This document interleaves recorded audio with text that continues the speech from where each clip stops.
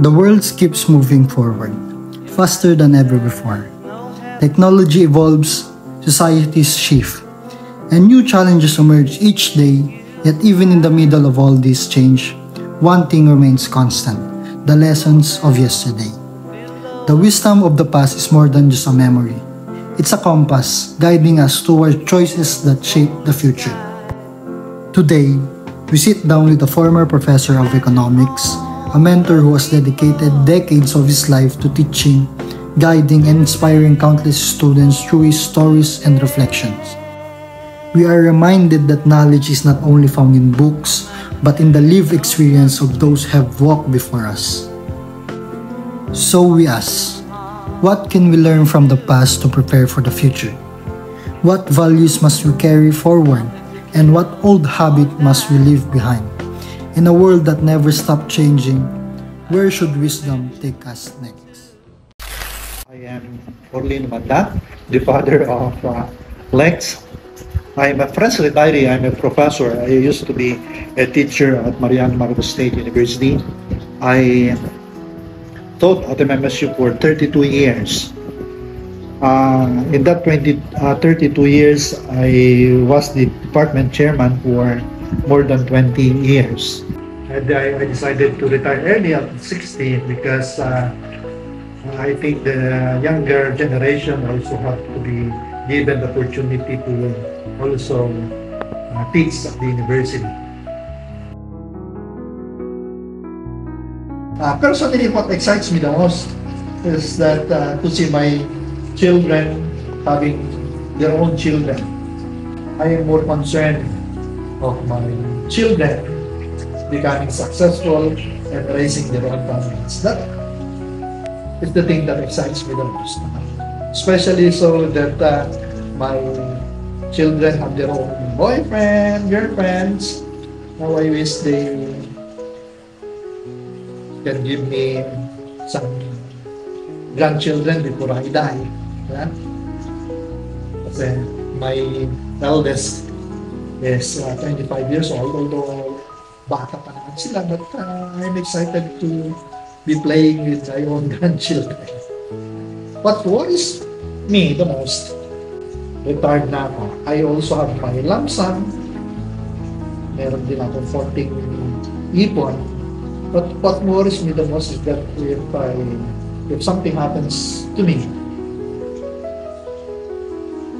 yung abrupt, I think my savings is not enough for my family. So how do I imagine the world by 2050? That's exactly 25 years from now. What I see in 2050 is that there will be a new world order dominated by the United States in the West and then China in the East.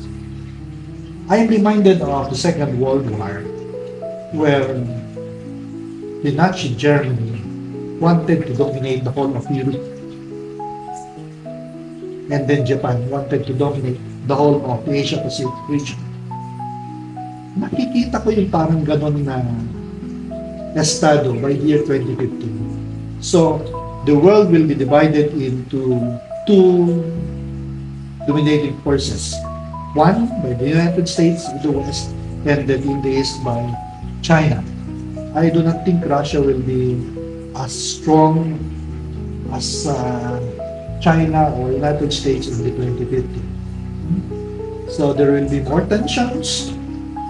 I hope nobody will be crazy to push that button for a nuclear war. Otherwise, we will not be able to reach the year 2015. No? Kasi there are so many crazy guys. North Korea, the leader of North Korea, even Pakistan, even Venezuela, even China, and the other countries have nuclear capabilities. No? So, because if with the tensions that we have now, somebody pushes the button, and then the world will be at its own end. No? Will not be able to reach the 2050. In politics, halimbawa dito sa Pilipinas, I tell you, politics in the Philippines is heavy drama. It's heavy drama, I tell you. Politics will still be dominated by the big political parties, political clans.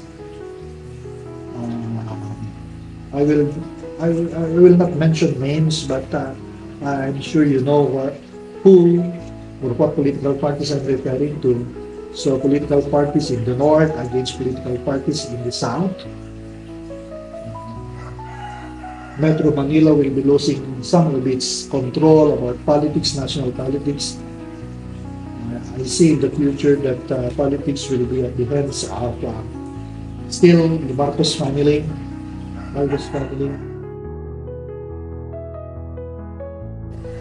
The future for a sustainable future. I'm an old school. When I say old school, I still believe on the value of those things that we have to go through when we were young.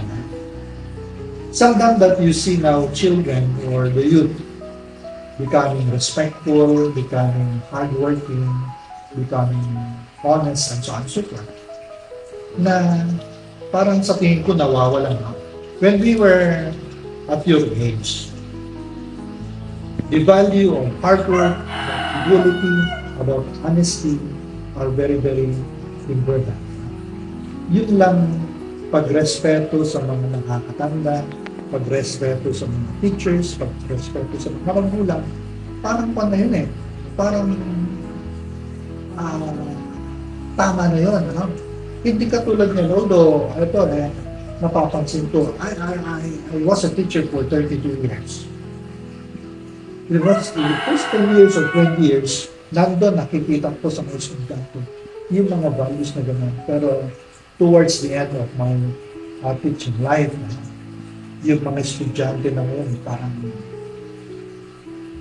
at mapasok sa school because kailangan pumasok sa school. Kasi magagalit yung parents nila pagka hindi pumasok sa school. Sa tingin ko hindi tama yun. Dapat ma-invite, maintindihan ng mga estudyante kung bakit nasa school sila. And I have to tell my students, the reason why you are at school is because of money. Sabi ko, dinodoko ko sila. Of money. Kasi, bakit gusto mo mag-aral? Kasi, gusto mong magkaroon ng trabaho. I tell you, pagka hindi ka nag-aral, anong trabaho mo?